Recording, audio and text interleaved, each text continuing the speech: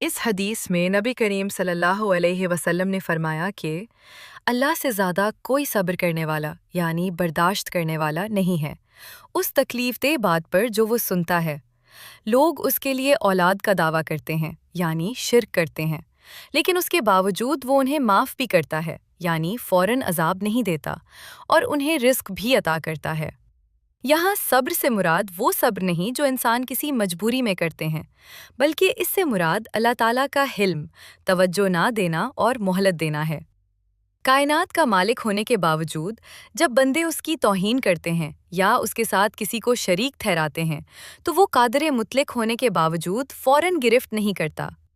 اللہ کے نزدیک سب سے بڑی زیادتی یہ ہے کہ اس کی مخلوق جسے اس نے پیدا کیا یہ کہے کہ اللہ کی اولاد ہے، جیسے کہ مشرکین یا بعض دیگر مذاہب کا عقیدہ رہا ہے۔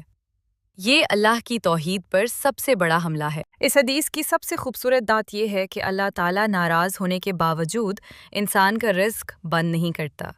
وہ باغی اور نافرمان کو بھی وہی ہوا پانی اور خوراک دیتا ہے جو وہ اپنے وفادار بندوں کو دیتا ہے۔ یہ اس کی ربوبیت کی دلیل ہے۔ مکہ کے مشرک کہتے تھے کہ فرشتے اللہ کی بیٹیاں ہیں۔ عیسائی حضرت عیسیٰ علیہ السلام کو اور یہودی حضرت عزیر علیہ السلام کو نعوذ باللہ اللہ کا بیٹا قرار دیتے تھے۔ جب یہ باتیں عام تھیں تو صحابہ کرام رضی اللہ عنہم کے سامنے نبی کریم صلی اللہ علیہ وسلم نے یہ حقیقت واضح فرمائی کہ اللہ تعالیٰ ان تمام باتوں سے پاک ہے، لیکن اس کا حوصلہ اور ظرف دیکھو کہ وہ ان گستاخیوں کو سننے کے باوجود انسانیت کو مہلت دیتا ہے تاکہ وہ توبہ کر لے۔